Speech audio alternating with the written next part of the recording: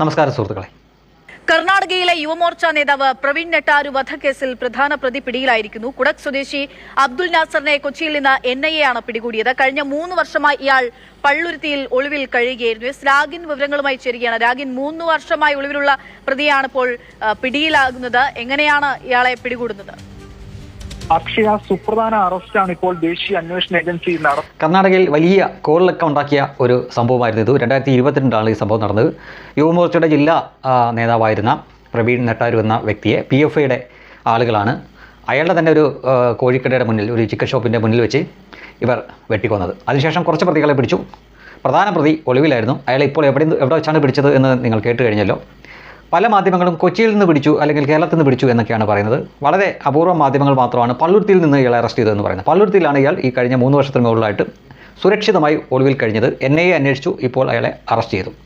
ഈ പള്ളുരുത്തി എന്ന് പറയുന്ന സ്ഥലം കേരളത്തിൽ തന്നെയുള്ള ഈരാറ്റുപേട്ടയായിട്ട് കനത്ത മത്സരത്തിലാണ് എന്ന് പറയേണ്ടിയിരിക്കുന്നു. അപ്പോൾ നിങ്ങളിൽ ചിലർ ചോദിക്കും, എന്താണ് ഈരാറ്റുപേട്ടയുടെ പ്രത്യേകത എന്താണ്? ഈരാറ്റുപേട്ടയുടെ പ്രത്യേകത ഈയിടെ കൂടി വലിയ മാധ്യമ വാർത്തയായതാണ്. അവിടുത്തെ ഒരു സഹോദരങ്ങൾ ഷിബിലിന്നും ഷാദുലി എന്നൊക്കെ പേരുള്ള അവർ ഈ കുറ്റകൃത്യത്തിൽ ഏർപ്പെടുമ്പോൾ വളരെ ചെറിയ പ്രായമായിരുന്നു. അവരുടെ വധശിക്ഷ ഇപ്പോൾ ഗുജറാത്ത് ഹൈക്കോടതി ശരിവെച്ച് വാർത്ത ഏതാനും ദിവസം മുമ്പ് പുറത്തു വന്നതോട്. എന്താണ് സംഭവിച്ചു വെച്ച് കഴിഞ്ഞാൽ 56 പേരുടെ മരണത്തിന് ഇടയാക്കിയ അഹമ്മദാബാദിലെ സ്ഫോടന പരമ്പരകൾ നടത്തിയ പ്രതികളാണ്. അവർ ഈരാറ്റുപേട്ടക്കാരാണ്. അപ്പോൾ ഈരാറ്റുപേട്ടയുടെ പ്രത്യേകത മനസ്സിലായല്ലോ. മാത്രമല്ല, അവിടങ്ങളിലുള്ളവർക്ക് ഹെൽമെറ്റ് ഒന്നും വെക്കണ്ട. ഒരു പൊറോട്ട കെട്ടോ അല്ലെങ്കിൽ ഒരു വെള്ള തൊപ്പിയോ വെച്ചാൽ മതി. ചെക്കിംഗ് ഒന്നുമില്ല. അവർക്ക് അവരുടേതായിട്ടുള്ള നിയമമാണ്. വണ്ടി കച്ചവടം മറ്റുമൊക്കെ അവർ നടത്തുന്നുണ്ട്. പക്ഷേ അവർ പറയുന്ന വിലയ്ക്ക് വാങ്ങിച്ചുകൊണ്ടൊക്കെ പോയി കഴിഞ്ഞ് കഴിഞ്ഞാൽ പിന്നെ എന്ത് സംഭവിച്ചാലും അതിൻ്റെ യാതൊരു ഉത്തരവാദിത്വമൊന്നും അവരേക്കില്ലെന്നാണ് പറയുന്നത്. അങ്ങനെ പ്രത്യേകതകളൊക്കെ ഉള്ള ഒരു സ്ഥലമാണ് ഈരാറ്റുപേട്ട. അപ്പോൾ അതിനോട് പല കാര്യത്തിലും മത്സരിച്ചുകൊണ്ടിരിക്കുന്ന സ്ഥലമാണ് പള്ളുരുത്തി. അപ്പോഴും പള്ളുരുത്തിയുടെ പ്രത്യേകതകൾ ഞാൻ പറഞ്ഞില്ലല്ലോ എന്നായിരിക്കും നിങ്ങളിൽ ചിലർ ചിന്തിക്കുന്നത്. പറയാതെ ഞാൻ പോകില്ലല്ലോ. അതായത് ആരും മറന്നിരിക്കാൻ ഇടയില്ല ഒരു മുദ്രാവാക്യം: അവല് മലര് കുന്തിരിക്കം. ഇത്രയും പറഞ്ഞപ്പോൾ തന്നെ നിങ്ങൾക്ക് കാര്യം മനസ്സിലായല്ലോ. ഒരു കൊച്ചു ജിഹാദി വേറൊരു മുതിർന്ന ആളുടെ തോളിൽ കയറിയിരുന്നുകൊണ്ട് വിളിച്ച മുദ്രാവാക്യമാണ്. ആലപ്പുഴയിൽ വെച്ചാണ് ആ മുദ്രാവാക്യം വിളിച്ചത്. ആലപ്പുഴയിൽ വന്നിട്ടാണ് വിളിച്ചത്. പക്ഷേ ഈ കൊച്ചു ജിഹാദിൻ്റെ വീട് പള്ളുരുത്തിയാണ്. ഇപ്പം പള്ളുരുത്തിയെ പറ്റി ഏകദേശം ധാരണയായില്ലേ? ഇനി ഈ അടുത്ത കാലത്ത് അവിടുത്തെ ഒരു ക്രിസ്ത്യൻ മാനേജ്മെൻറ്റ് സ്കൂളിൽ ഹിജാബ് വിവാദം ഉണ്ടായി. കന്യാസ്ത്രീകളൊക്കെ ആണ് അവിടുത്തെ അധ്യാപനം നടത്തിക്കൊണ്ടിരുന്നത്. അവിടേക്ക് ഈ സുഡാപ്പികൾ ഇടിച്ചു കയറി ചെല്ലുകയും അവരെ വിരട്ടുകയും മറ്റുമൊക്കെ ചെയ്തു. അവസാനം BJP ഒക്കെ ഇടപെട്ടിട്ടാണ് അത് ആ പ്രശ്നം പരിഹരിച്ചതെന്ന് പറയുന്നു. അവരുടെ പിന്നെ TC ഒക്കെ വാങ്ങിക്കൊണ്ട് കുട്ടിയെ കൊണ്ട് പോയി. ഈ വിഷയം നടന്ന സ്കൂളും ഈ പള്ളുരുത്തിയിലാണ്. ഇപ്പോൾ കുറച്ചുകൂടെ ചിത്രം വ്യക്തമായില്ലേ?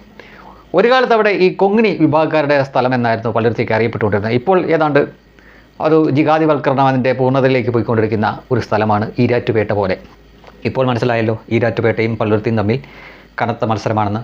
ആ പള്ളുരുത്തിയിലാണ് ഈ പ്രവീൺ നെട്ടാരു വധക്കേസിലെ പ്രധാന പ്രതി കുടകാരനായിട്ടുള്ള അയാൾ പോയി ഒളിച്ചിരുന്നത്. അപ്പോൾ അതിലും സുരക്ഷിതമായിട്ടുള്ള സ്ഥലം മറ്റെവിടെ കിട്ടുക? ഒന്നുകിൽ ഈരാറ്റുപേട്ട അല്ലെങ്കിൽ പള്ളുരുത്തി എന്ന ഒരു തരത്തിലേക്ക് ആയിപ്പോയി. ഇപ്പോൾ രാജ്യത്ത് എവിടെ ഇതുപോലുള്ള സംഭവങ്ങളൊക്കെ അരങ്ങേറിയാലും അതിനുശേഷം അവിടുത്തെ പ്രതികളൊക്കെ നേരെ കേരളം നോക്കിയാണ് വെച്ച് പിടിക്കുന്നത്. ഇവിടെ വന്നു കഴിഞ്ഞാൽ സുരക്ഷിതമാണ് എന്നൊരു ധാരണയാണ്. അതുപോലുള്ള വാർത്തകളാണ് ഇവിടെ നിന്നൊക്കെ പുറത്തേക്ക് വരുന്നത്. മറ്റൊരു സംസ്ഥാനത്തും അവർ പോകുന്നില്ല. എവിടെ എന്ത് പ്രശ്നം ഉണ്ടാക്കിയാലും അവരെല്ലാം പാഞ്ഞ് നമ്മുടെ കേരളത്തിലോട്ട് തന്നെ വന്നുകൊണ്ടിരിക്കുകയായിരുന്നു. പിണറായി വിജയനൊക്കെ ആയിരുന്നു ഇപ്പോഴും ഭരിച്ചുകൊണ്ടിരുന്നെങ്കിൽ ഒരുപക്ഷെ ഈ സംഭവം ചുവട് പിടിച്ചും അവർ പറഞ്ഞു കളഞ്ഞേനെ കേരളം നമ്പർ 1 എന്ന്.